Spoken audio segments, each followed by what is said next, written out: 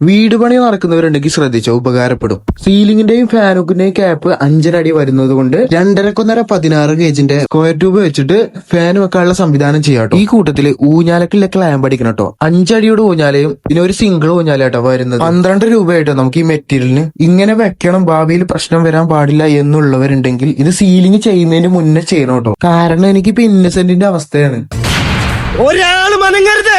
പള്ളി പെരുന്നാൾക്ക് വെക്കണ കളിത്തോക്കല്ല ഇത്. കാണാ പവറ്.